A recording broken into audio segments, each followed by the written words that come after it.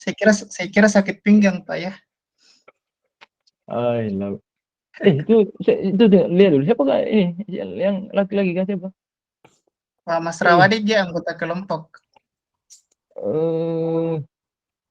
Enggak, kita ini miskin laki-laki paling. Oke. Harus dibahas lagi nih sama Ibu ini sama Pak Tawarin.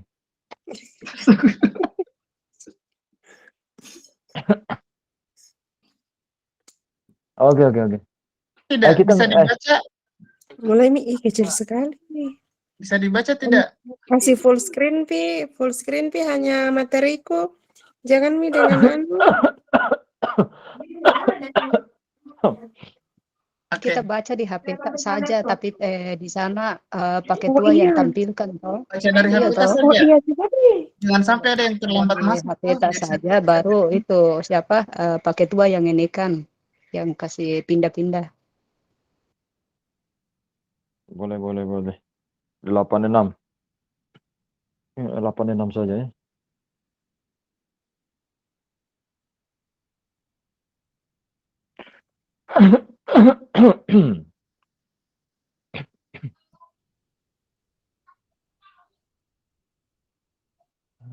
Kanti.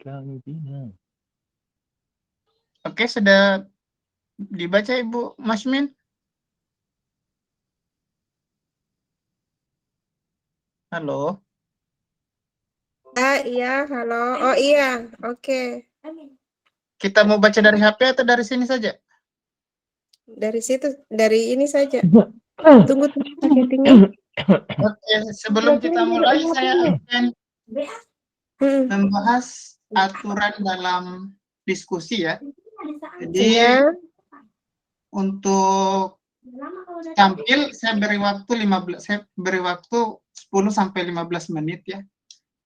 Paling cepat 10 menit. Kemudian sesi tanya jawab saya buka di sesi pertama dulu. Sesi pertama di mana saya beri dulu untuk teman-teman itu 3 pertanyaan. Kita mulai ya untuk mengefisienkan waktu. Saya persilakan kepada kelompok yang akan tampil. Sudah nih. Coba dulu HP ini. Ya, Ibu Masmin silakan. Bismillahirrahmanirrahim. Terima kasih atas kesempatan yang diberikan kepada saya. Kali ini saya akan mempresentasikan mata kuliah dari pemberdayaan dan advokasi, kebetulan kami kelompok 4, yaitu pemberdayaan dalam bidang pertanian. Nah, dalam kelompok ini kami tim 3 orang, Siti Masmin, Ibu Betrik, dan Pak Mas Rawadi. Saya akan menampilkan hasil dari kelompok kami. Yang pertama yaitu pengertian. Di era globalisasi seperti sekarang ini, setiap negara agar menjadikan kondisi kehidupan ekonominya menjadi semakin efektif, efisien, dan kompetitif. Salah satunya dalam bidang pertanian. Lanjut. Pemberdayaan masyarakat di bidang pertanian sangat penting dalam upaya fasilitasi yang bersifat instruktif untuk meningkatkan pengetahuan, kesadaran, dan kemampuan masyarakat agar mampu mengidentifikasi masalah, merencanakan, dan melakukan pemecahannya dengan memanfaatkan potensi setempat dan fasilitas yang ada. Lanjut.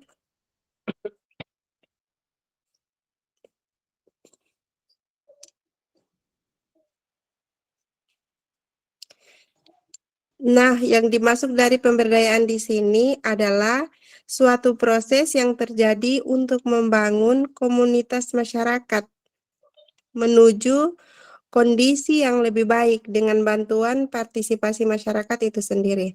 Nah, dalam kaitannya terhadap masyarakat yang sebagai suatu entitas komunitas yang paling sederhana, proses pemberdayaan bisa diterapkan dengan bantuan teknologi informasi. Lanjut.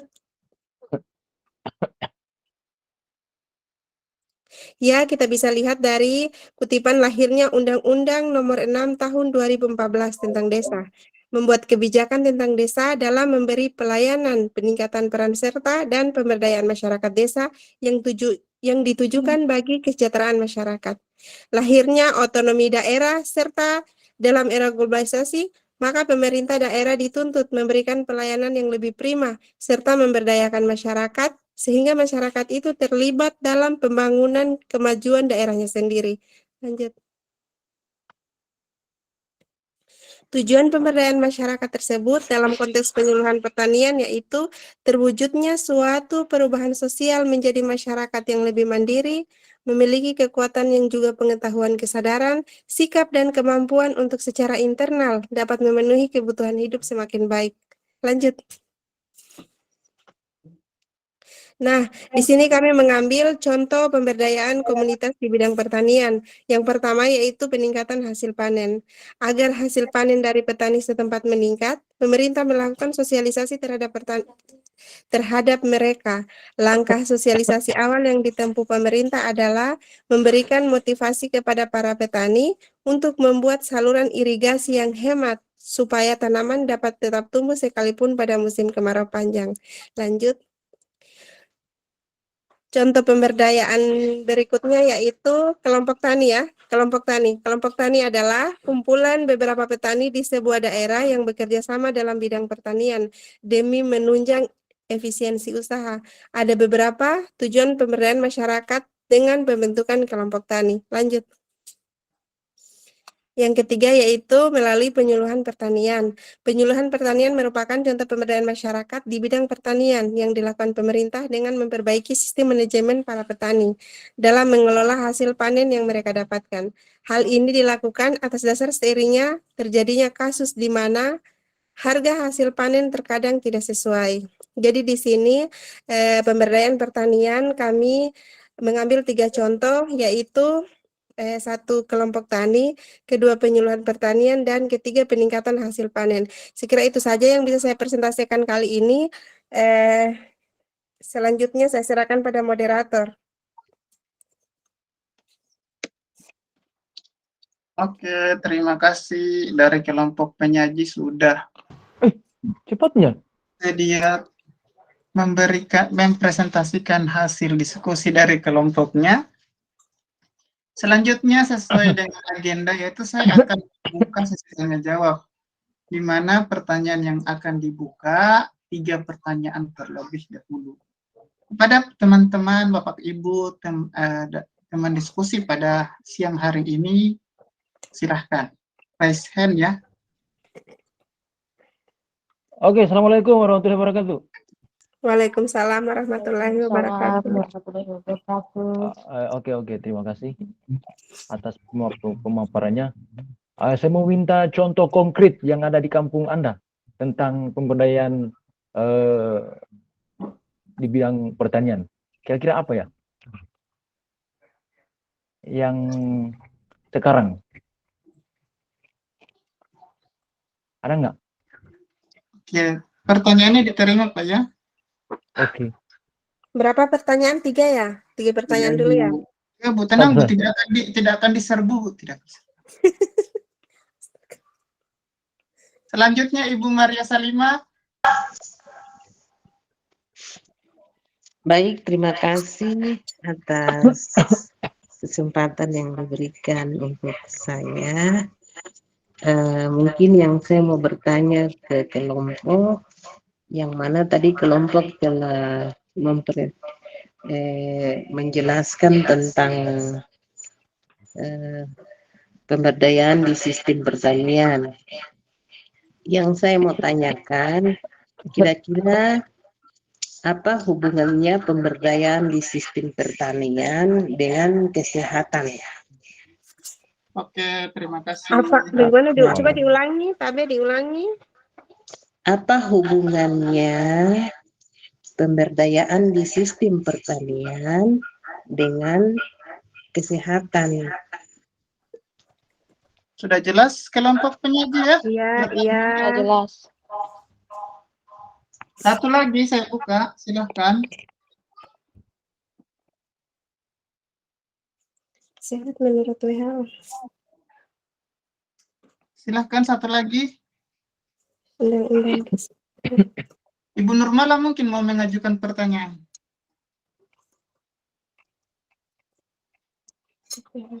Ibu,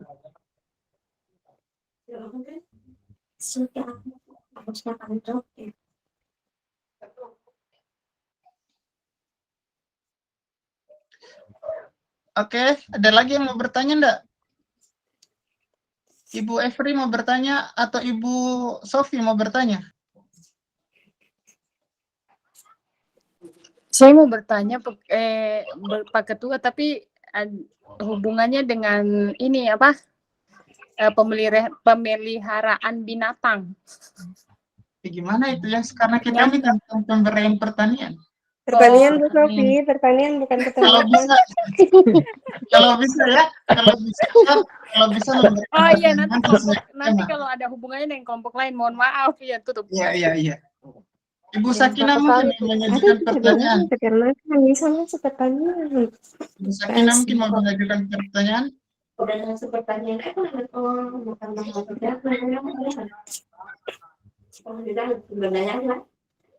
Oke, bisa berhubung bisa saja sebenarnya kalau dihubungkan ya. atau kita mau dengarkan dulu pertanyaan Iya. dari Ibu Sofi. Boleh kita dengarkan. Coba Ibu Sofi, karena pertanian itu meliputi ada peternakan, ada perkebunan. Mungkin kalau hewan masuk dalam peternakan ya. Coba kalau hewan seperti apa? Coba lanjut Ibu Sofi. Iya, terima kasih ya Allah. Terima kasih untuk untuk kelompok yang telah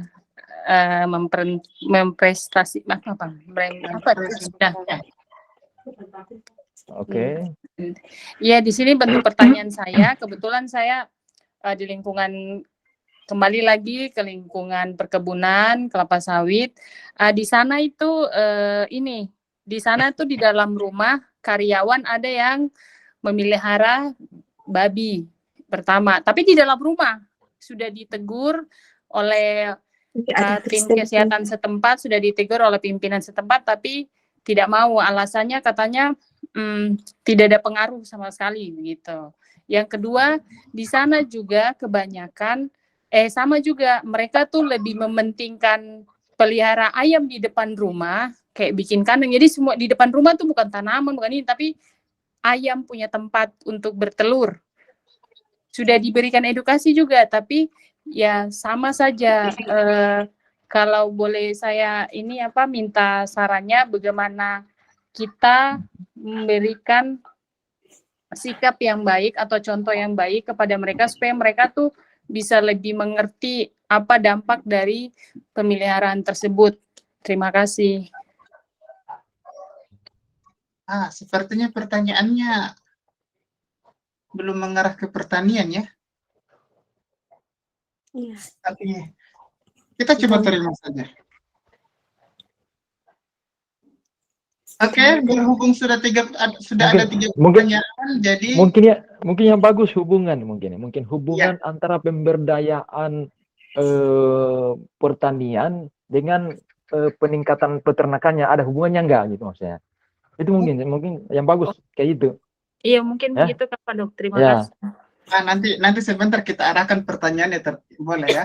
Kita coba dulu jawab pertanyaan pertama dari Bapak Van Dechen tentang baik Pak, saya contoh konkret dari pemberdayaan pertanian yang ada di kampung Ibu, di kampung dari kelompok penyaji. Boleh dari Ibu Betty Airori yang menjawab, boleh dari Pak Mas Rawadi, serta dari Mas. Terima kasih pertanyaan dari yang dari Kolaka nih, Pak, yang dari Kolaka bagus ini, banyak ini. Ya. Pertanyaannya yaitu coba berikan contoh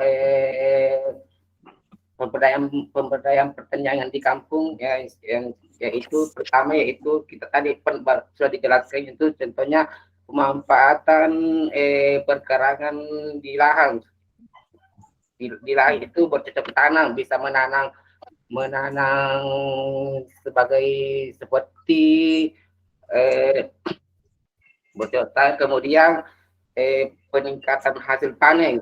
Pertamanya itu peningkatan hasil panen awalnya itu biasa kadang penghasilannya dari kilo, kemudian panen berikutnya bisa menjadi ton.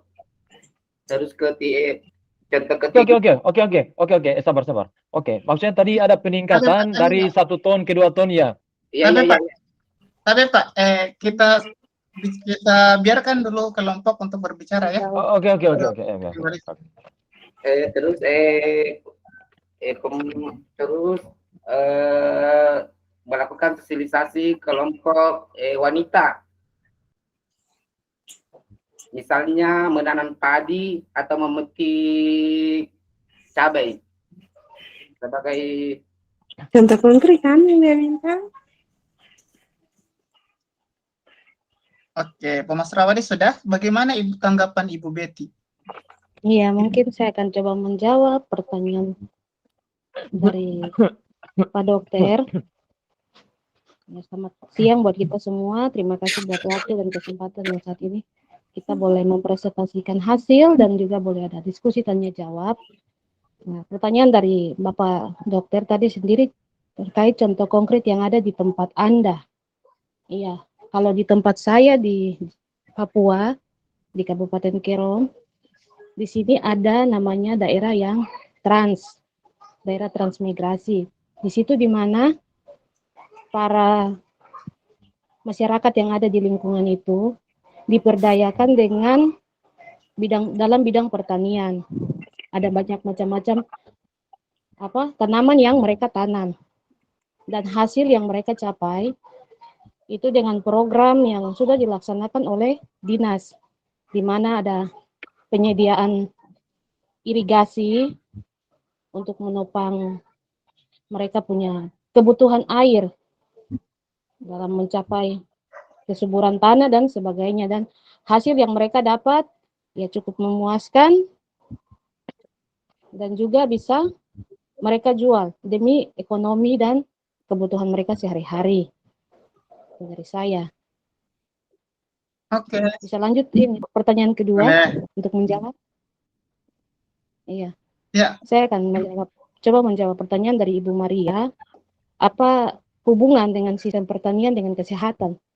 Ya, kalau kita mau hubungkan antara sinergi membangun kesehatan pangan dan kesehatan masyarakat itu, kita sepakat bahwa masyarakat yang sehat tidak hanya cukup dalam bertumbuh pada kesehatan fisik, tetapi juga dalam kesehatan pangan, gizi, dan pola hidup ya, pola dalam mengatur makanan kecukupan gizi hari-hari mereka. Jadi di situ kita memerlukan ada gizi di dalam keluarga yang harus tercapai. Jadi tidak ada terjadi peningkatan masalah yang terkait saat ini yang kita kenal, tren saat ini yaitu stunting Kak. Seperti itu menurut saya. Terima kasih. Waktu saya kembalikan ke moderator. Ya, selanjutnya saya kembalikan kepada anggota kelompok yang satu. Ibu Masmin, tanggapan Anda dari 3 pertanyaan tersebut. Oh iya. Terima kasih. Kalau untuk contoh konkretnya, pemberdayaan di bidang pertanian saya kira akan berbeda-beda ya setiap daerah. Seperti yang dijelaskan Pak Mas Rawadi, Ibu Betty. Kalau di kampung saya, contoh konkret untuk bidang pemberdayaan biasanya di desa, salah satunya untuk meningkatkan hasil panen.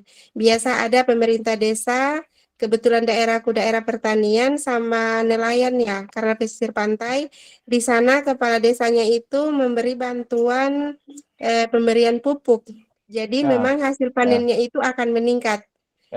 Kalau penyuluh pertanian, biasanya kami ada penyuluh pertanian dari kabupaten datang ke desa, menyuluh para petani melalui pemerintah desa. Itu contoh konkretnya untuk kami di lapangan. Terus kalau hubungan pemberdayaan masyarakat dengan sistem pertanian, hubungannya dengan kesehatan, seperti yang dijelaskan Ibu Betty, kita tahu sendiri sehat itu adalah menurut WHO ini ya, keadaan sempurna secara fisik, mental, serta sosial dan tidak hanya terbebas dari penyakit.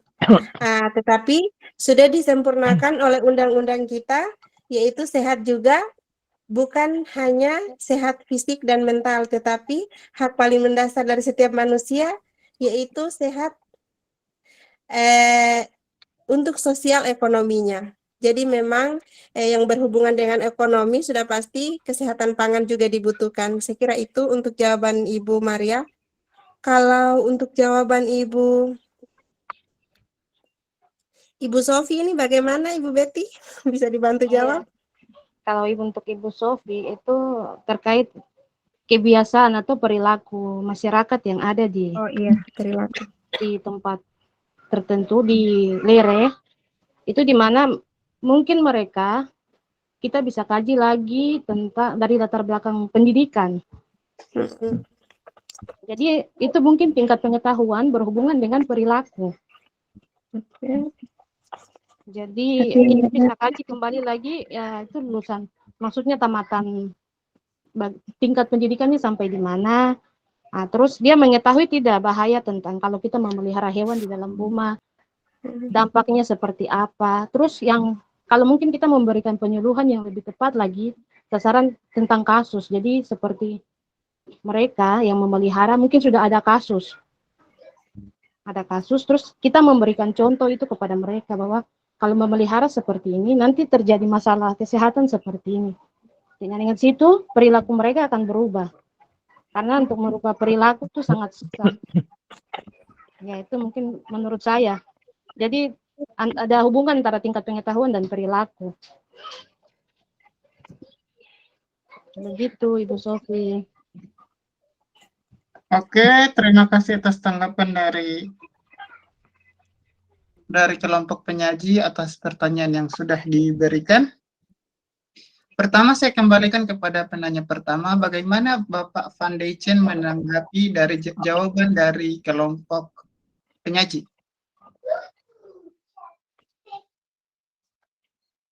Halo, Van Deichen? Ya, halo. Bagaimana tanggapan Anda terhadap jawaban yang sudah diberikan? Oke, untuk tanggapan pertama itu tadi Pak Mas Riyadi dari Kolaka Utara. Yang saya minta sebenarnya apa ya, contoh konkret seperti yang disampaikan Ibu tadi, Ibu siapa ya? Ibu Siti siapa tadi? Ibu Masmin ya? Itu contoh konkretnya kayak kami kan advokasi pemberdayaan di bidang pendidikan kan. Pendidikan misalnya di desa-desa di mana misalnya pemberian insentif guru PAUD atau guru SD. Itu yang saya maksud, yang saya mau cari tahu yang langsung kan dari pemerintah. Oke, kalau untuk contoh konkret saya kira sudah dapat jawaban dari salah satu anggota kelompok ya. Mungkin yang bisa saya tanggapi yang kedua tadi. Yang kedua itu hubungannya apa ya? Hubungannya tidak, saya kembalikan dulu kepada Ibu Maria jawaban dari kelompok, bagaimana tanggapannya, baru saya lempar ke forum. Bisa ya? Boleh. Ya. Selanjutnya Ibu Maria, bagaimana tanggapan Anda terhadap jawaban dari kelompok penyaji? Baik, terima kasih. Mungkin kelompok sudah berusaha untuk menjawab, tetapi yang mungkin di sini saya tanyakan hubungan pemberdayaan sistem pertanian dengan kesehatan, yang mungkin tadi kelompok menjawab itu secara umum bahwa dengan ada kesehatan itu kan membutuhkan mungkin dengan adanya pertanian, sistem pertanian yang begitu baik dan begitu bagus dalam masyarakat, bisa artinya kesehatannya bisa terjangkau dan terpenuhi. Mungkin itu tadi kelompok yang bisa menjelaskan, tetapi yang maksud saya di sini pertanyaannya kira-kira itu tadi kelompok mungkin menjawab ada kata stunting. Di sini saya mungkin menarik sekali untuk saya. Kira-kira itu yang tadi mungkin dari saya punya pertanyaan tadi, hubungan pemberdayaan, kita memberdayakan masyarakat atau memperdayakan masyarakat untuk di dalam sistem pertanian tadi. Dengan adanya misalnya kita tahu bahwa ini stunting banyak di daerah tersebut. Lalu program misalnya dari pemerintah atau dari desa setempat yang membuat mungkin ada kolaborasi dengan, ada kerjasama dengan tim dari Dinas Pertanian. Nah, di situ mereka mengusahakan apa. Jadi mungkin ada kaitannya, itu yang saya mungkin kelompok bisa menjelaskan secara terperinci khusus di bagian kesehatan. Oke, cukup tanggapannya Ibu ya. Iya. Oke, selanjutnya saya kembalikan kepada Ibu Sofi, tanggapan Anda terhadap jawaban dari kelompok penyaji bagaimana? Oh siap, terima kasih. Jawaban dari kelompok sangat baik. Cuman kalau di sana, di pengalaman yang pernah saya lihat, yang pernah saya dapat, kalau kita dari tim kesehatan atau pihak keamanan atau pihak perusahaan setempat, kita menggunakan cara dengan cara yang lain, misalkan kita langsung menembak mati binatang tersebut atau apa, itu tanda kutip kita bisa mendapat denda. Jadi karena ya kembali lagi seperti yang tadi Bu Betty menjawab bahwa ya kurangnya ilmu pengetahuan dan perilaku yang kurang baik karena latar belakang pendidikan. Nanti mungkin kedepannya mungkin saya bisa lebih berperan penting seperti saran dan jawaban dari kelompok. Terima kasih. Oke, saya pertama itu untuk menanggapi, saya memberikan kesempatan kembali kelompok penyaji untuk memberikan tanggapan kembali dari tanggapan Ibu Maria. Di mana tanggapannya tadi adalah, sebenarnya poinnya itu adalah apa hubungannya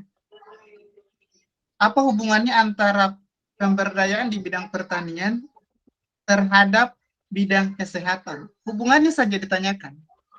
Itu saja poin pertanyaannya. Iya, baik. Terima kasih. Paket. Saya akan coba menjawab ya. Kalau kita bicara tentang hubungan, berarti kan ada masalah. Kita mau mengaitkan antara hubungan pertanian dengan kesehatan. Kalau kesehatan ini secara umum. Tapi yang kita bahas di sini dengan pertanian berarti terkait dengan sayur mayur, kebutuhan gizi keluarga. Yang kita mau cari tahu itu kebutuhan gizi keluarga.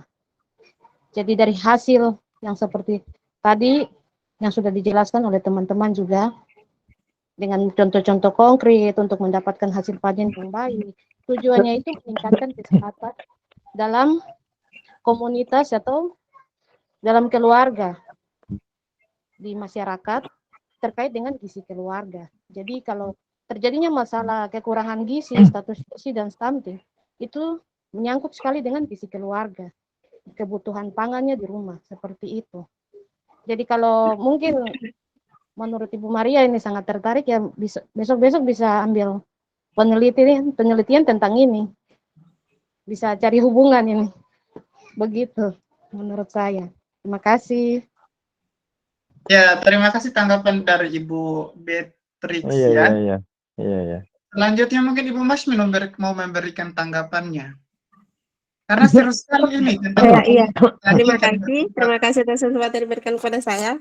Saya sebenarnya satu frekuensi dengan Ibu Betty. Iya. Cuma beda gelombang. Kalau hubungan antara sistem pertaniannya, kesehatan dan sistem pertaniannya. Sistem pertanian yang memberdayakan sistem kesehatan yang memberdayakan pertanian. Nah, kami ambil dari 3 contoh tadi, kelompok tani, penyuluhan pertanian, dan meningkatkan jumlah panen. Saya kira setelah ujungnya, maksudnya setelah diperpanjang, meningkatkan hasil panen, dibentuklah kelompok tani, terus diberikanlah penyuluhan ke masyarakat, yang semuanya itu masyarakat yang dibina. Untuk apa? Untuk apa? Supaya masyarakat itu jauh-jauhnya ke sananya, sehat. Nah, kalau hubungannya sehat sampai ke sehat itu seperti apa? Ya akan meningkatkan hasilnya, hasil entah itu dia memiliki ekonomi yang tinggi untuk membeli hasil pertanian, atau masyarakat diberdayakan untuk meningkatkan hasil dari panen mereka, yang ujung-ujungnya kemana? Ya ke gizi masyarakat. Nah, kalau gizi masyarakat bagus, masyarakat akan sehat. Tetapi sebaliknya, bila gizi masyarakat tidak bagus, nah masyarakat di sini akan sakit. Entah itu sakit karena kurang gizi atau sakit karena kurang ekonomi. Nah, begitu. Saya pikir berhubungan sekali ya, dan hubungannya itu begitu sistematis begitu. Misalnya pemerintah itu mengambil pemberdayaan kesehatan di sistem pertanian. Nah, sistem pertanian contoh-contohnya yang ini. Nah, kesananya ujung-ujungnya perbaikan gizi, entah itu perbaikan gizi atau perbaikan ekonomi yang ditujukan juga buat masyarakat itu sendiri. Saya kira seperti itu tanggapan saya. Oke, Mantap. berarti penyebab sakit itu dapat kita simpulkan dari dua ya. Pertama karena kurang gizi, yang kedua karena kurang isi dompet ya, dari penjelasan. bisa jadi kayaknya. Selanjutnya saya minta pendapat dari Pak Van Deijten. Tadi kan memberikan pendapat tentang ini, apa hubungan antara pertanian dengan kesehatan. Oke, terima kasih banyak dengan sangat hati. Kayaknya kita sudah lupa ya dengan nyanyian yang zaman dulu ya. Nasi putih terhidang di meja, kita Mantap. santap tiap hari. Ya kan itu hubungannya itu. Iya, ya. Maksud saya, pemberdayaan di bidang pertanian, kalau misalnya ada bantuan atau apa untuk meningkatkan hasil-hasil tani, itu kan secara otomatis kan bisa meningkatkan derajat kesehatan. Cocok seperti yang dibilangkan Henry L. Bloom kan, salah satu yang meningkatkan derajat kesehatan kan itu salah satunya kan yang pelayanan kesehatan itu kan. Ya, kalau tanaman kita subur pasti menghasilkan juga yang baik-baik juga nanti kan. Otomatis yang kita konsumsi juga bisa meningkatkan derajat kesehatan. Ya. Seperti itu Ibu tadi ya yang bilang kan tadi ya. Ya. Otomatis kita tidak kekurangan lah bahan pangan, stok selalu ada, bahkan bisa kita jual untuk mendapatkan kebutuhan yang lain. Saya kira penting, saya kira sangat penting sekali, dan ini kalau ada masalah ya bisa menurunkan derajat kesehatan.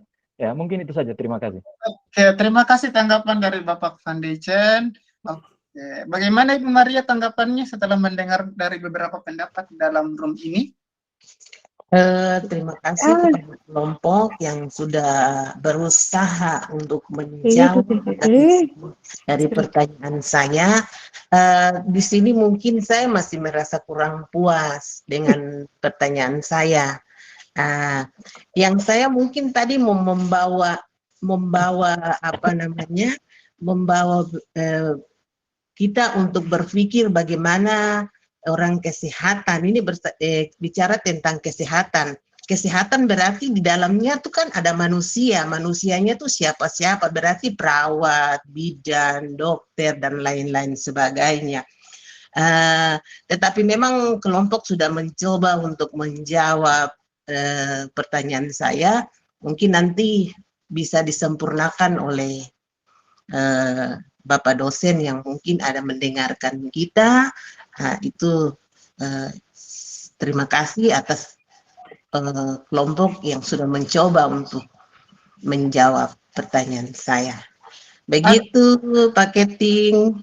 Ya, terima kasih atas tanggapan dari Ibu Maria kembali. Untuk jawaban dari teman-teman saya rasa sudah cukup ya dari tanggapannya.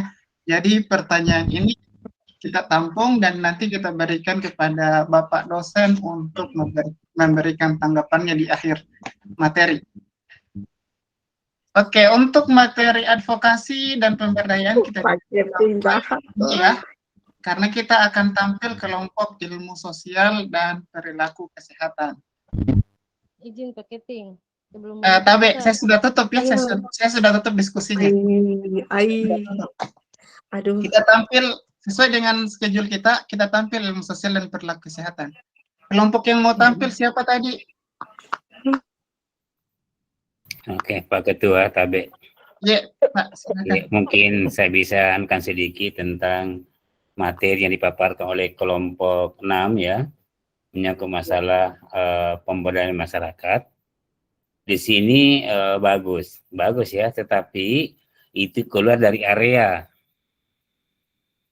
Emosi saya keluar dari area, bukan menyangkut masalah sayur mayurnya, tapi inti bagaimana pemberdayaan masyarakat kita terhadap lahan pertanian. Kita kan mengarah kepada pemberdayaan sebenarnya. Kita perdayakan mereka, bagaimana mereka dia aktif dalam mengolah suatu lahan seperti itu. Jadi pemberdayaannya kita di mana? Peranan kita sebagai orang kesehatan memperdayakan mereka bagaimana sebenarnya. Ya, itu inti di situ. Nah, kan tadi Bapak Ibu sudah menjelaskan bahwa definisi daripada masyarakat itu adalah proses pembangunan di mana masyarakat berinisiatif untuk memulai proses sosial untuk memperbaiki situasi dan kondisi dari diri sendiri. Itu kan pemberdayaan seperti itu. Jadi bukan mengatakan bahasa memang sih mengarah ke situ untuk mendapatkan pendapatan dan lain sebagainya. Memang mengarah ke situ, tetapi bagaimana motivasi kita untuk memperdayakan kepada masyarakat yang vakum tentang pertanian, bidang pertanian. Itu yang kita arahkan mereka sehingga mereka termotivasi untuk melakukan suatu kegiatan dalam hal bidang pertanian. Misalnya orang hanya berpangku tangan, orang kok lahannya luas, tetapi dia tidak tahu berkreasi bagaimana sih lahan saya yang bisa saya garap seperti ini. Disitulah kita peran orang kesehatan untuk melakukan pemberdayaan pada mereka. Nah, langkah-langkah apa yang kita lakukan pemberdayaan? Itu pertama kita lihat situasi lingkungannya. Apa sih SDA yang mereka miliki? Misalnya SDA itu misalnya mungkin mayoritas itu mungkin ada pohon bambu. Mereka motivasi, kita undang mereka untuk sosialisasi, sehingga sosialisasi ini diberikan untuk pemberdayaan bahwa langkah pertama itu kita berikan SDM-nya mereka. Pengalaman kita misalnya bambu itu ada di wilayah untuk suatu keterampilan pada mereka bahwa ternyata bambu ini bisa mendapatkan uang. Contoh tadi kata Betri bahwa lahan itu pertanian itu bisa kita menanam sayur mayur. Itu sebenarnya juga benar, tetapi itu punya landasan dulu. Jangan langsung kepada kepada sayur mayurnya, tapi kita dulu membentuk satu tim, mengundang para mereka untuk memberikan tahapan tentang bagaimana pemberdayaan masyarakat yang kita lakukan kepada mereka.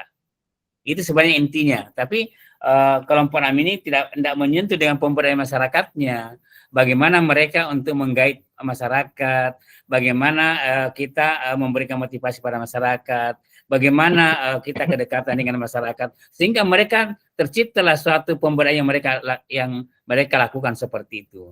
Tapi kita langsung masuk inti bahwa ini salah satu yang kekurangan kita kelompok 6, tetapi kelompok 6 bagus.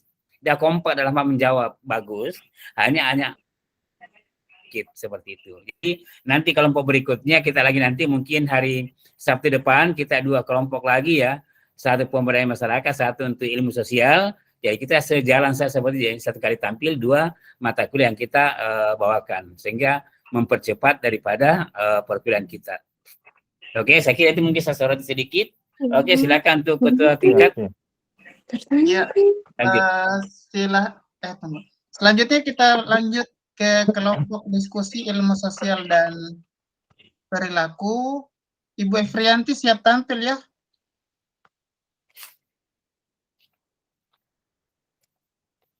Atau Ibu Masmin kembali mau tampil?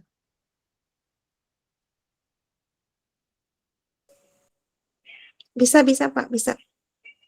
Ya, saya carikan dulu PowerPoint-nya ya, di mana?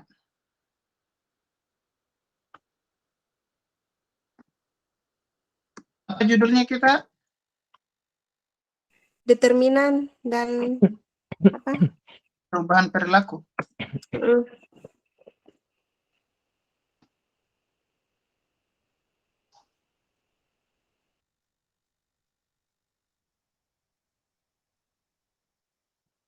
Itu pasti. Oke, determinan dan perubahan perilaku. Untuk moderator kali ini kita tunjuk Bapak Mas Rawadi ya. Bapak Mas Rawadi siap menjadi moderator? Halo, Pak Mas Rawadi. Pak Mas Ra- Halo, Ya, jadi moderator ya kali ini ya. kelompok berapa ini? Kelompok berapa Ibu Mas Min?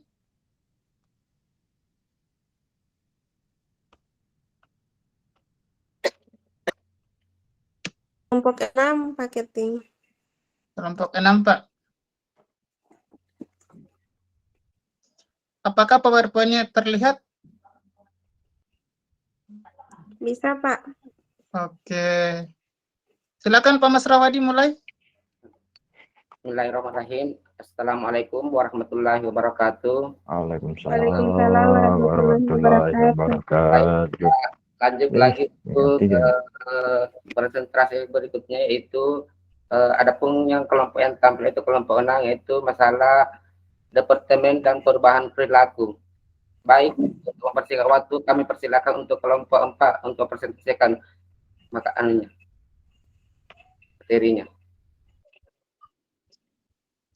Terima kasih kembali. Kami di sini akan mempresentasikan kelompok kami, di mana kami tim, yaitu saya, Siti Masmin, dan Ibu Sapia Mahua.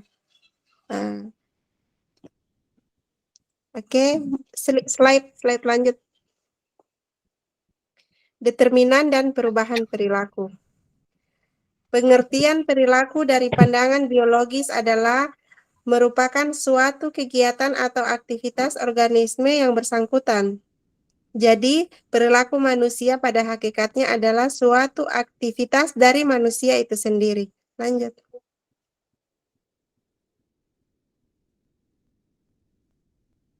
Sudah diketahui secara luas bahwa status kesehatan masyarakat menurut Bloom dipengaruhi 4 faktor, yaitu lingkungan, perilaku, pelayanan kesehatan, dan keturunan. Lanjut.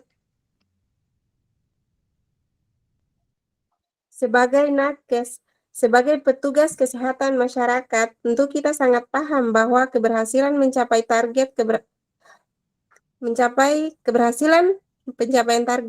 keberhasilan pelaksanaan suatu program banyak dipengaruhi dan ditentukan oleh faktor perilaku. Kita dapat mengambil contoh, diantaranya program peningkatan perilaku hidup bersih dan sehat. Beberapa program terkait itu misalnya peningkatan akses jamban masyarakat, peningkatan peran serta masyarakat pada gerakan pemberantasan sarang nyamuk, dan kegiatan-kegiatan lainnya, menempatkan faktor perilaku masyarakat sebagai hambatan utama pencapaian target. Lanjut. Terdapat beberapa tahapan yang dilalui sehingga kita dapat mengalami perubahan perilaku. Tahap-tahap tersebut antara lain tahap mengetahui, tahap memahami, tahap mempraktekkan, tahap merangkum, serta tahap evaluasi. Lanjut.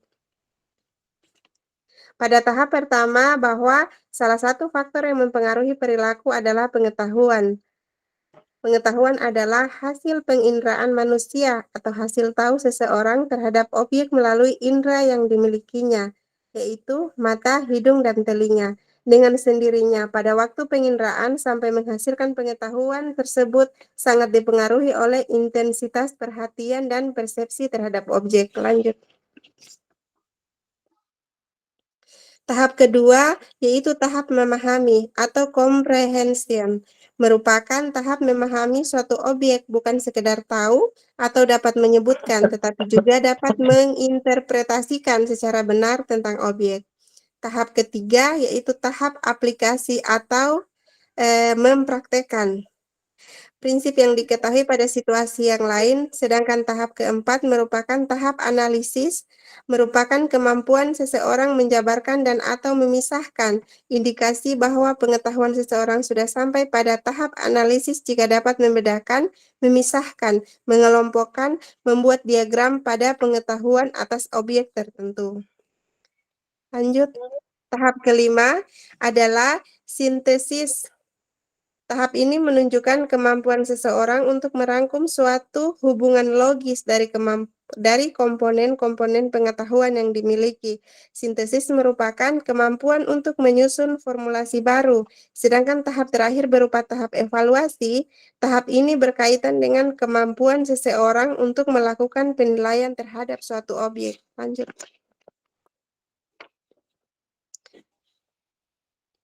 Determinan perilaku dapat dibedakan menjadi dua, yakni determinan internal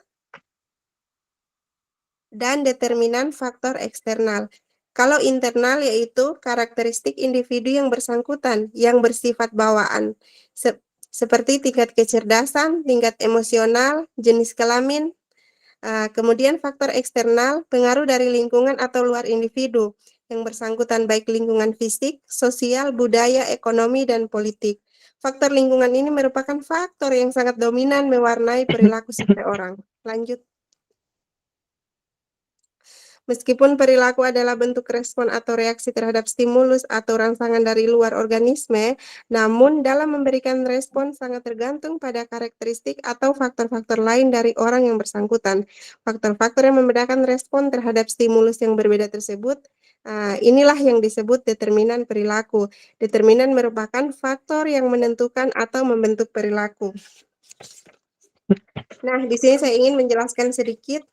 Sebenarnya determinan itu kalau dalam matematikanya artinya yaitu nilai yang dapat dihitung dari unsur-unsur suatu matriks persegi.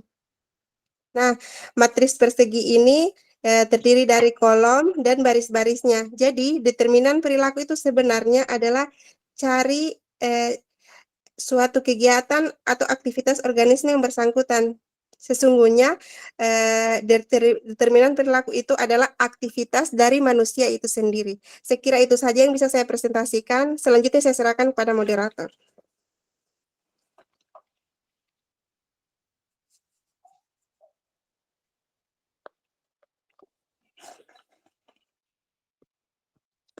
Ada Ibu Sofi tuh? Ada. Ada.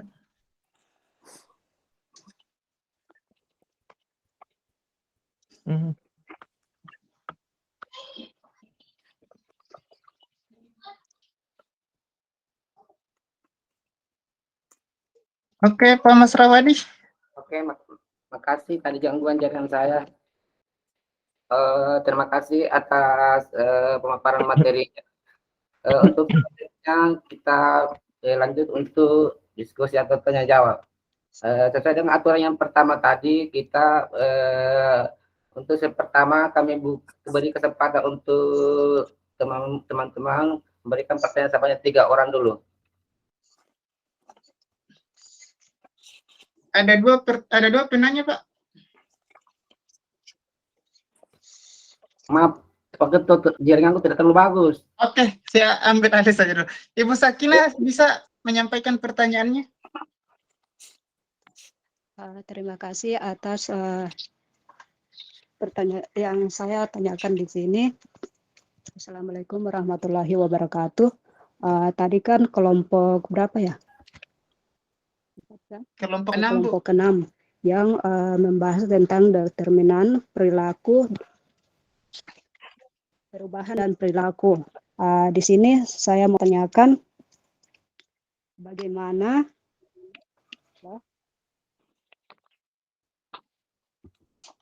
Ya, lanjut, Bu. Halo, Bu. ini ulanglah contoh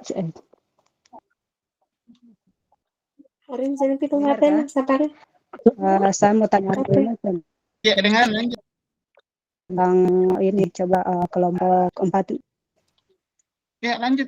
Kelompok 6, Bu. Anda jelaskan 6. Coba Anda jelaskan bagaimana perilaku masyarakat menjadi sehat? Coba Anda jelaskan. Oke, terima kasih. Perilaku masyarakat untuk menjadi sehat, begitu. Coba Anda jelaskan bagaimana perilaku masyarakat Hidup sehat. jadi sehat. Coba berikan contohnya. Seperti apa?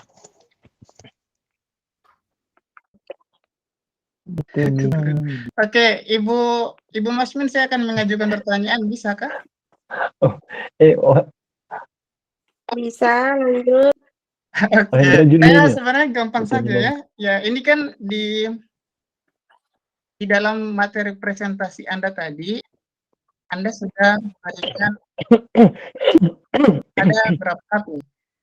Ada 5 tahap atau 6 tahap ya? 5. Ada 5 tahap ya, 5. Bisakah kelompok penyaji memberikan contoh pada masing-masing tahap tersebut dari tahap pertama sampai tahap ke-5? Selanjutnya pertanyaan Bagaimana Pak Ketua? contoh dari masing-masing tahap yang telah dijelaskan tadi, di mana mulai dari tahap pertama yaitu pengetahuan, tahap kedua comprehension, yang ketiga aplikasi, yang keempat analisis, yang kelima sintesis, dan tahap terakhir evaluasi. Mungkin bisa diberikan contoh biar kami mengerti.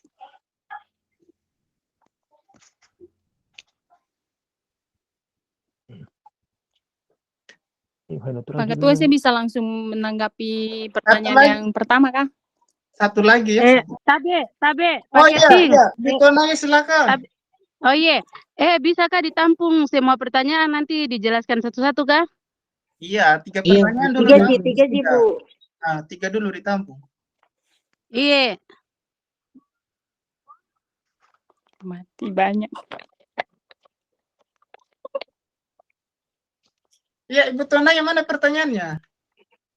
Oh, saya. Baik, terima kasih Pak Keti. Ya, oke. Saya suka ini, maaf ya. Terlambat ya, masuk. Internetku tidak bagus.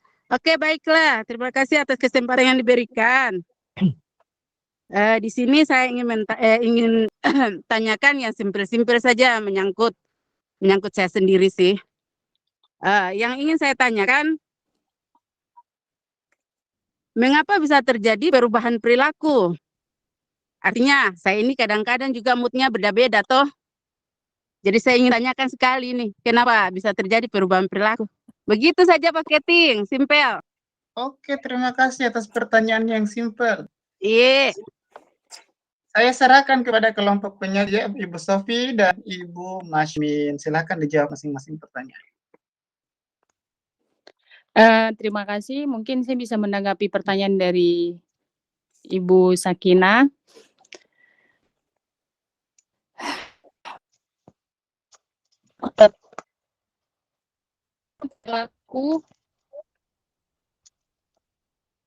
Perilaku masyarakat menjadi sehat. Pertanyaannya itu bagaimana contoh perilaku atau bagaimana penjelasan perilaku masyarakat menjadi sehat?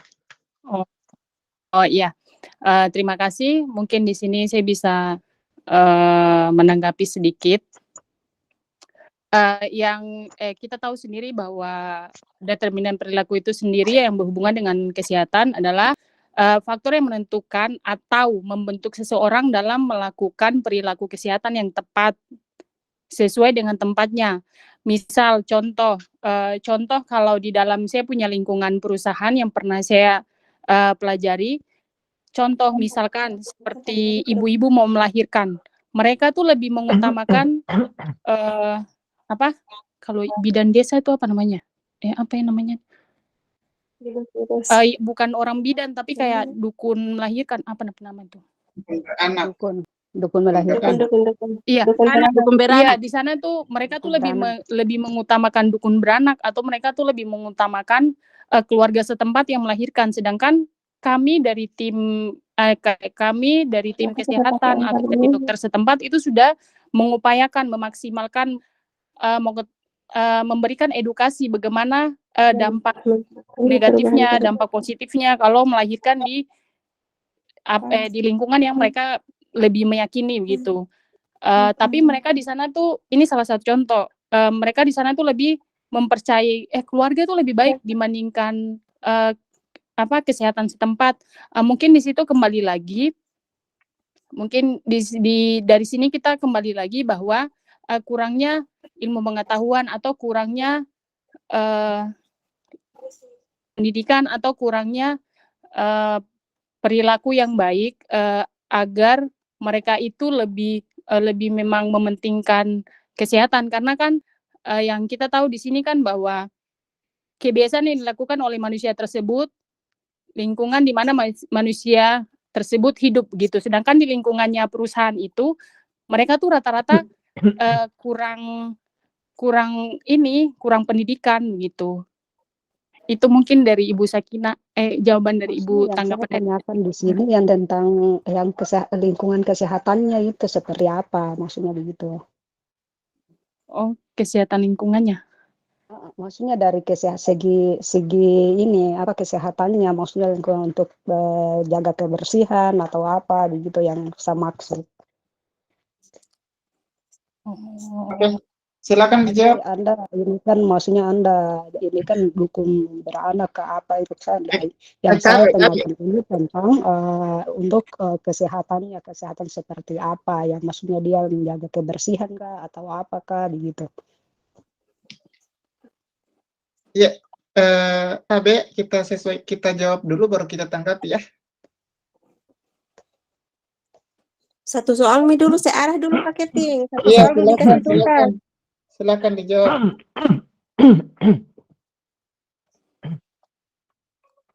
Silakan dijawab Ibu Masmin. Halo. Oh iya, terima kasih. Sudah tuntas ya pertanyaan satu ya, bagaimana perilaku masyarakat agar menjadi sehat? Belum. Jadi dijawab dulu keseluruhan baru saya kembalikan ke penanya. Oke. Terima kasih atas kesempatan yang diberikan kepada saya.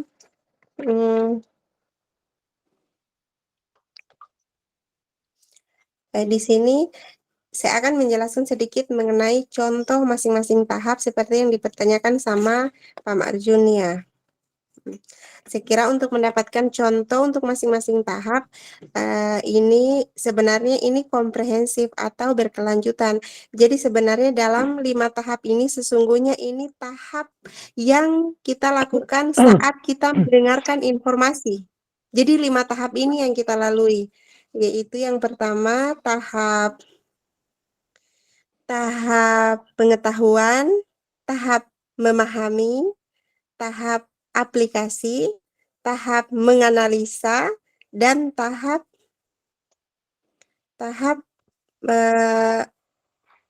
pengaplikasi kayak tahap kemampuan untuk melakukan penilaian terhadap satu objek. Sesungguhnya ini satu masalah, sehingga ini tahapan di masing-masing individu dalam saat kita mendengar atau saat kita melihat suatu keadaan. Yang saya jelaskan pertama tahap pengetahuan. Nah, saat kita mendengar suatu kasus, misal saya contoh di sini PHBS. PHBS itu salah satunya ya mencuci tangan sebelum dan sesudah melakukan aktivitas ya. PHBS salah satu itu cocok. Di sini saat kita mendengar itu indera kita, kalau pendengaran berarti telinga dan mata, kan? Jadi saat kita mendengar kata PHBS akan jalan sistem dalam diri kita secara tidak langsung pengetahuan. Oh, saya sudah pernah mendengar cuci tangan dan sebelum dan sesudah melakukan aktivitas. Oh, saya belum pernah dengar tuh cuci tangan sebelum dan sesudah melakukan aktivitas. Itu tahap pertama. Tahap kedua, tahap memahami. Entah itu memahami dari pengetahuan yang kamu dapatkan atau memahami dari pembicaraan dari si siapa ya? Yang melakukan pembicaraan itu si siapa ya? Kayak si apa namanya? Saya. Si informan begitu.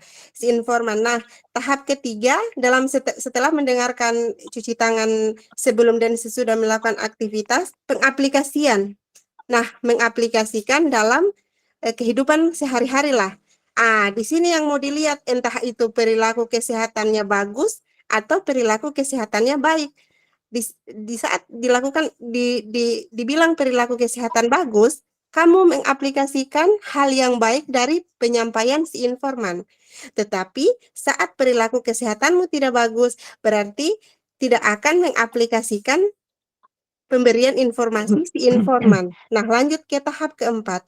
Tahap keempat itu tahap analisis, menganalisis benar tidak bersih tangan itu bisa mencegah penyakit, benar tidak kotor tangan itu bisa menimbulkan penyakit. Itu tahap analisis. Nah, selanjutnya tahap penilaian. Tahap penilaian yaitu tahap kelima, tahap sintesis. Menilai, di situ si manusianya yang simpulkan. Ternyata benar. Ternyata tidak benar. Tidak benar paling yang dilakukan si informan. Jadi ini secara tidak langsung, ini merupakan tahapan tidak sadar yang kita berikan respon saat kita mendengarkan sesuatu. Secara di bawah sadar begitu, ternyata begitu. Dan secara saya sendiri merasakan ya, kalau misalnya saya mendengar suatu informasi atau suatu pengalaman baru yang entah itu saya sudah tahu atau saya belum tahu, secara tidak langsung saya akan melakukan dari ke-6 tahap ini. Saya kira itu jawaban dari saya kepada ketua tingkat. Selanjutnya untuk yang ketiga, faktor-faktor yang mempengaruhi perubahan perilaku ya. Di sini Bukan. Kenapa bisa terjadinya Mengapa bisa terjadi perubahan perilaku, sayang? Oke. Mungkin saya bisa mengapa tanggapi. bisa terjadi perubahan perilaku ya? Iya. Nah, kalau bisa saya tanggapi sedikit, kenapa bisa terjadinya perubahan Ibu perilaku? Mungkin kebiasaan yang dilakukan oleh manusia tersebut, dalam artian yang tadi sudah dijelaskan 5 tahap dari Ibu Siti. Kebiasaan yang selama ini mereka lakukan atau kebiasaan lingkungan atau lingkungan yang mempengaruhi begitu. Makanya membuat perubahan perilaku itu kadang iya, kadang tidak, kadang mendengarkan, kadang tidak melakukan. Padahal mereka sudah memahami bahwa kalau saya seperti ini itu salah gitu. Cuman mungkin ya itu karena dari kebiasaan setempat, kebiasaan dari perilaku dari kita masing-masing. Mungkin dari itu saya tanggapi sedikit.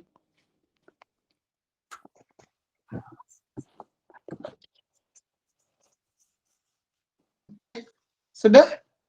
Apakah kelompok penyaji sudah memberikan jawaban keseluruhan? iya. Selanjutnya kami kembalikan kepada Pak Moderator.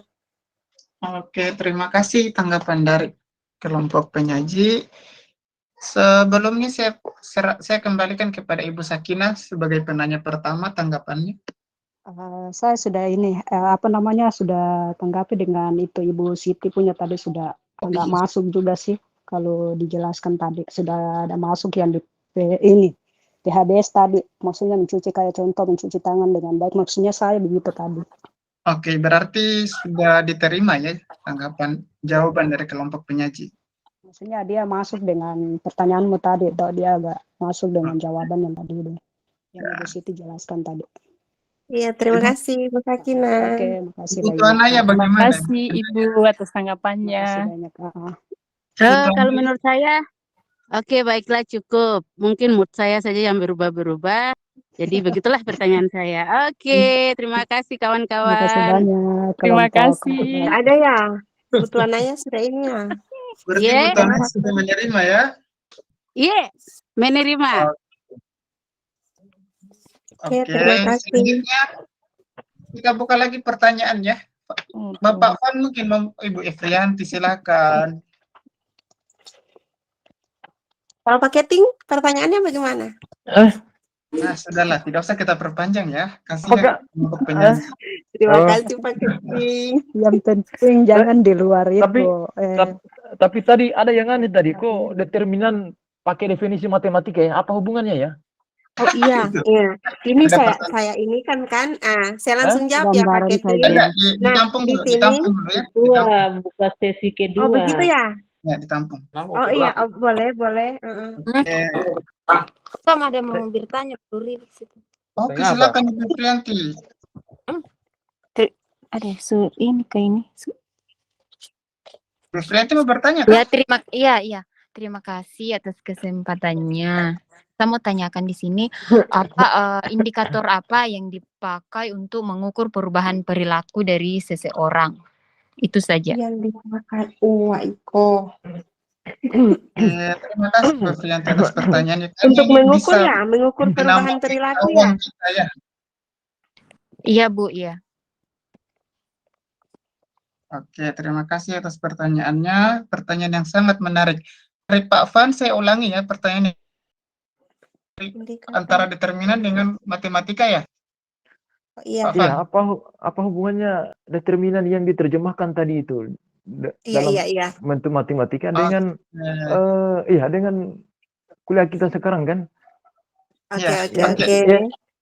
Ya, karena kemarin determinan itu Bapak dosen, Ibu dosen selalu menerangkan determinan itu faktor yang menyebabkan, faktor yang ini kan yang ya kan, betul nggak?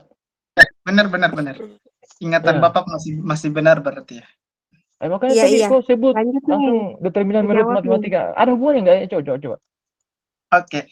Untuk sesi kedua cukup 2 pertanyaan ya. Pertama dari Bapak Van Deichen tentang penjelasan dari gimana kelompok penyaji menyebutkan tentang hubungan antara yang tadi menyebutkan bahwa determinan itu sama ada kaitannya dengan matematika. Nah, di sini Bapak Van Deichen meminta agar kelompok penyaji menjelaskan ya, menyatakan hubungannya.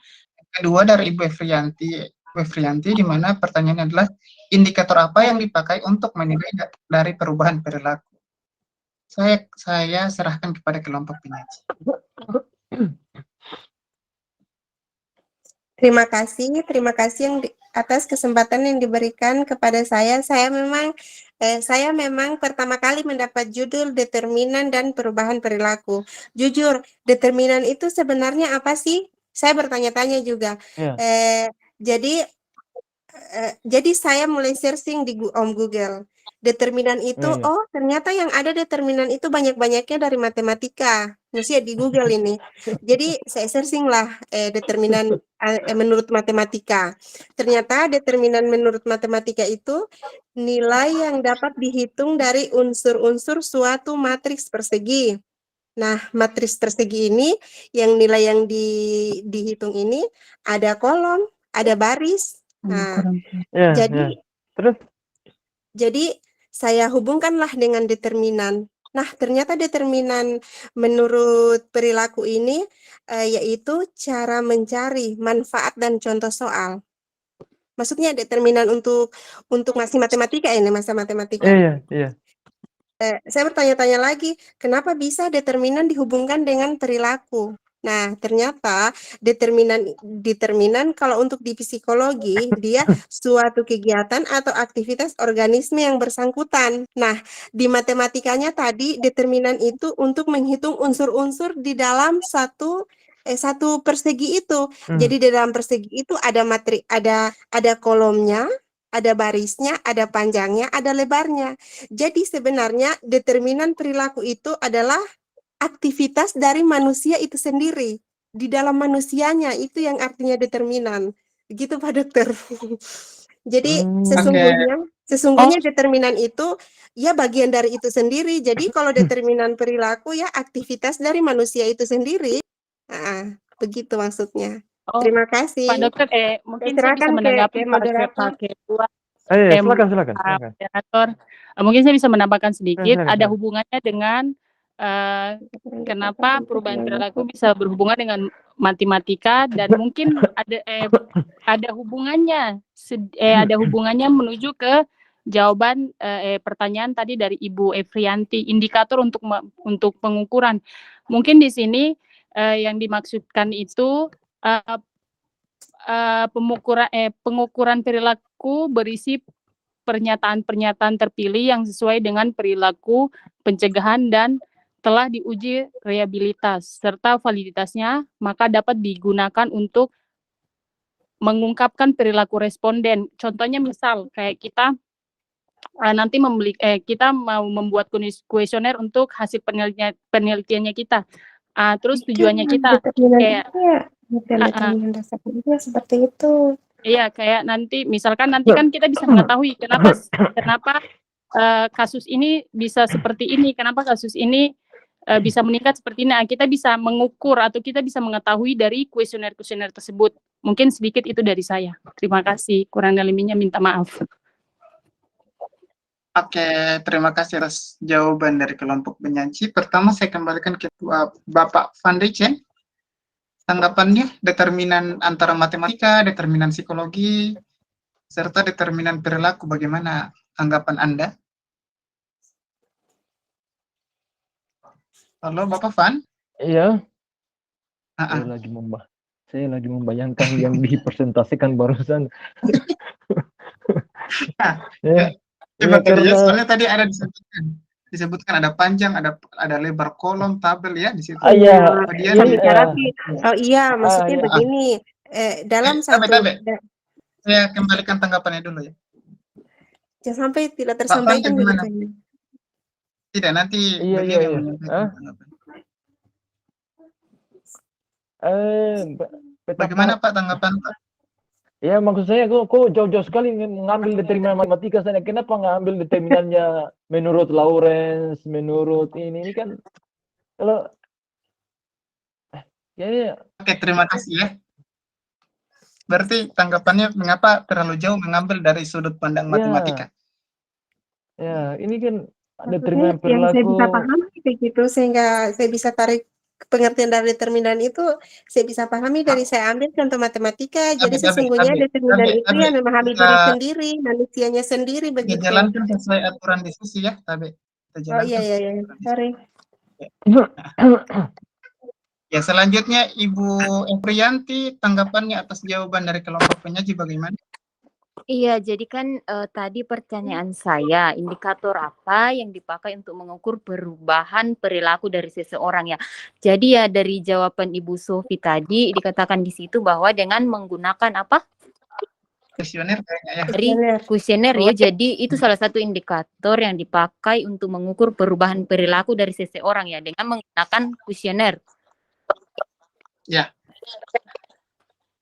Kalau secara ini ya, kalau secara klinisnya kan memang harus diukur. Iya. Kita tambahkan. Tabe, kita dengarkan dulu tanggapan penanya ya. Oh iya, Pak Camat muncul Pak Camat. Iya. Iya. Nanti sebentar saya lempar ke forum. Selain kuesioner itu apa ada lagi yang dipakai untuk mengukur ini? Perubahan perilaku seseorang. Iya. Terima kasih. Pak Manu, coba saya tanggapi dulu. Terima kasih tanggapannya. Saya kembalikan kepada kelompok penyaji. Kayaknya greget sekali kelompok penyaji. Oh iya. Soalnya gigit begitu ya. Indikator untuk mengetahui perubahan perilaku. Nah, kalau kami di Puskesmas ada yang namanya PISPK. PISPK. Di dalam PISPK itu ada salah satu perilaku yang kami ini, yang pertama jamban, misalnya penggunaan jamban. Jamban ini ada dua, ada kepemilikan, ada perilaku membuang air di jamban. Nah, di sini kalau untuk maksudnya mengetahui dia punya perilaku baik atau sehat, saya pikir kalau kami indikatornya itu ya setelah didata semua masyarakat dalam setiap desa, entah itu wilayah satu desa atau untuk wilayah satu puskesmas, jadi itu dilihat dari IKS-nya. Entah persentasenya sehat atau tidak sehat. Saya kira itu salah satu indikator untuk mengetahui apakah mereka berperilaku sehat atau tidak. Contohnya perilaku membuang air di jamban atau merokok. Iya, begitu saya kira Pak Ketua begitu. Oke, tanggapan Anda terhadap Pak Iya, baik. Van Rijen bagaimana, Bu? kenapa mengambil dari sudut pandang matematika yang begitu Oh iya, ternyata jauh sekali yang saya ambil. Iya, Supaya jauh saya sekali, Bu. paham determinan itu sebenarnya dasarnya dari mana sih? Determinan itu, ternyata determinan itu ya dirinya kita sendiri, perilaku dari dirinya kita sendiri, dari si manusianya, seperti persegi tadi yang panjangnya, tingginya, lebarnya itu, ternyata determinan perilaku itu ya perilaku manusianya sendiri, begitu. Aktivitas manusianya sendiri, entah itu kamu berperilaku baik atau tidak baik ya, ya itu yang dibilang determinan perilaku. Saya kira seperti itu Pak Ketua. Oke, berarti saya simpulkan ya, Iya. mengapa kelompok penyaji itu mengambil dari sudut pandang matematika, itu kembali ke individu, di mana dia Iya. mengambil sudut pandangnya dari manapun. Saya Nah, paham. contoh Ibu Masmin itu mengambil dari sudut pandang matematika, begitu Pak Fan. Kemudian kalau pertanyaan katanya Rocky Gerung tuh di situ kesulitan pikiran saudara. Iya betul itu Pak Dokter. Kesulitan memang sudah menggambarkan saya begitu ya. Kemudian dari Pak Fan itu atas pertanyaan Ibu Frianti ya, Ibu Frianti pertanyaannya salah satu cara mengetahui perubahan perilaku adalah dari IKS. Ini diambil dari contoh PISPK. Pak Zamani mungkin mau memberikan tanggapan? Ya, oke, terima kasih. Kira sudah bagus. Artinya di sini juga saya sedikit ada mana kamera ini, kamera aktif kamera dulu. Apa yang saya pahami tentang gimana cara mengukur perubahan perilaku. Mungkin kita bisa ambil yang pertama itu adalah monitoring. Ya, bagaimana caranya kita monitoring? Mungkin kita ambil contoh kasus, misalnya pegawai di salah satu instansi, pegawai yang malas dalam hal masuk kantor. Jadi di situ kita harus ambil langkah, kita harus mengetahui kenapa pegawai ini malas, apa yang mempengaruhi dia. Jadi disitulah tugasnya teman atau pemimpin harus mengetahui kenapa pegawai ini, pegawai si A malas, mungkin bisa kita bantu dia. Kita bantu permasalahannya sehingga dia bisa kembali masuk kantor sesuai dengan apa yang telah diterapkan aturan yang ada di instansi tersebut. Bagaimana caranya kita monitoring? Harus kita misalnya dalam setiap apel pagi harus kita pantau kehadirannya. Jangan kita biarkan misalnya hari ini masuk, besok tidak, lusa lagi masuk. Jadi itu caranya harus kita betul-betul kita pantau atau kita bantu si A tersebut untuk menyelesaikan masalahnya terkait dengan kenapa dia tidak hadir setiap hari di kantor. Jadi indikator hanya dua tadi, monitoring dan evaluasi. Kita evaluasi kinerjanya dia pada saat ketika masalahnya sudah mulai teratasi, berarti secara otomatis dia harus masuk kantor. Itu tidak ada alasan lagi, harus dia masuk kantor. Yang dilakukan adalah masuk di tahap evaluasi tadi. Jadi hanya dua tadi, adalah monitoring dan evaluasi untuk mengukur perubahan perilaku kepada seseorang. Terima kasih.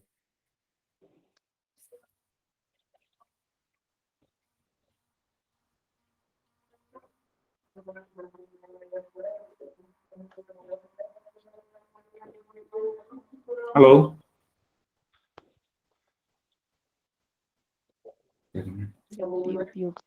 Ibu Frianti, bagaimana tanggapannya atas pernyataan Pak Zamani dan kelompok penyaji? Ya, terima kasih atas ini jawab dari Pak Zamani. Tadi pertanyaannya dokter.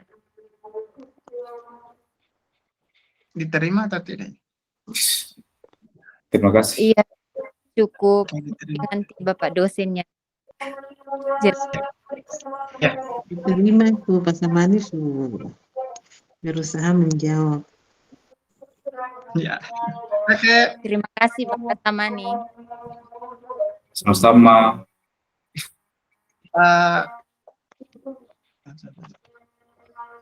Sudah azan Pak Ketua? Ya, sudah azan. Kita break dulu.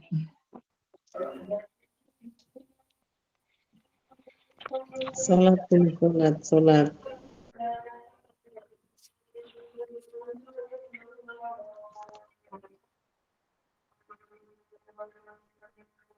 Tidak ada pada dosen kah? Si Pak dosen kan sholat. Sudah keluar apa? Jadi Dosen pertikaiannya keluar kita kah? dengan Pak Emil ini, Dokter Fani ini tidak didengar sama Pak dosen. Nanti dilanjutkan di Butun Utara. Bagaimana Pak Dokter tuh? Datang di Lamuahi, terjun.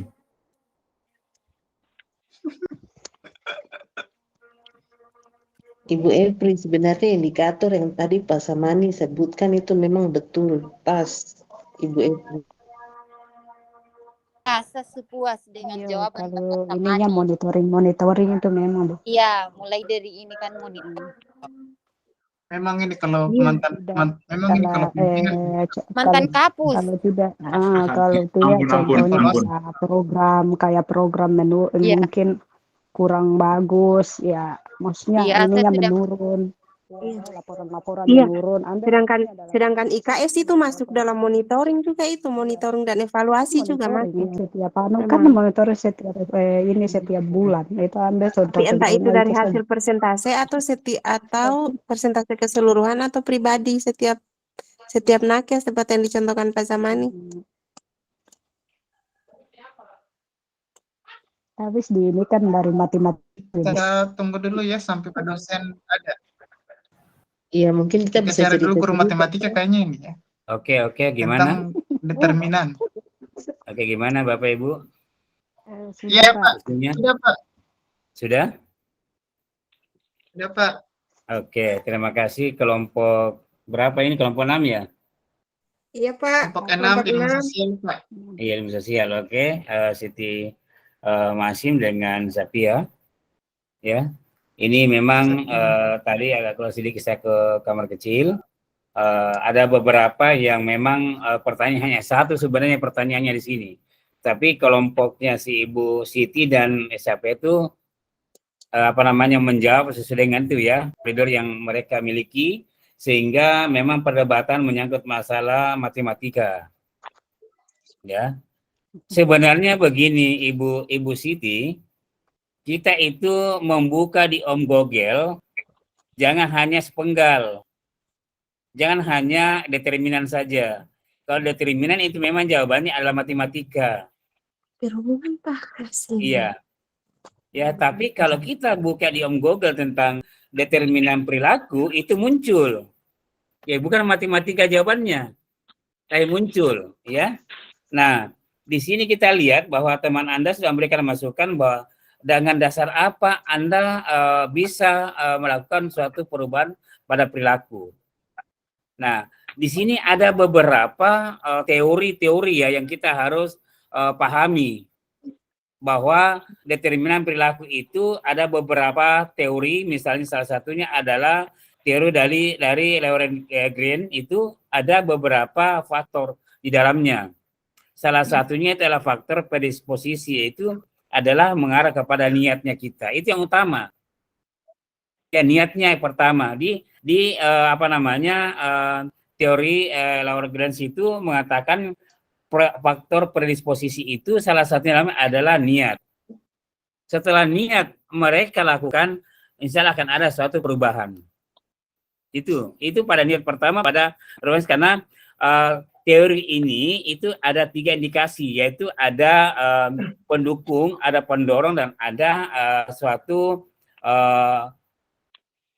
niatnya atau melakukan sesuatu berdasarkan dengan faktor tersebut. Jadi ini ada 3 indikasi di sini. Kemudian dikembangkan oleh teori Becker ya tahun 1983 ini kalau saya tidak salah, itu mengarah kepada sama dengan Grant ya, yaitu melakukan niatnya. Setelah niatnya mereka untuk mau berubah perilaku, maka ada dukungan dari pihak keluarga. Kemudian ada suatu informasi dari orang lain, sehingga kita itu lebih kuat lagi untuk merubah perilaku. Nah, di sini kita lihat ya bahwa determinan itu memang ada beberapa indikasi yang kita harus kupas. Yaitu tadi sudah dijelaskan adanya bersikap, sikapnya kita bagaimana, kemudian kita punya berpikirnya bagaimana, kemudian bertindaknya bagaimana dan seterusnya. Itu kita punya yang kita harus bisa telaah seperti itu sehingga kita punya niat untuk berubah. Jadi bukan sekedar hanya berubah saja, tetapi itu punya indikasi di dalamnya. Tadi sudah dijelaskan oleh beberapa teman kita bahwa ada 6 sampai dengan evaluation itu kita mengarah ke situ. Nah, contoh seperti manakah yang kita harus berubah? Apa alat ukurnya untuk berubah? Tadi Ibu Siti sudah menyampaikan, atau Ibu Sapia sudah menyampaikan bahwa salah satunya digunakan itu adalah menggunakan kuesioner. Itu bagi peneliti.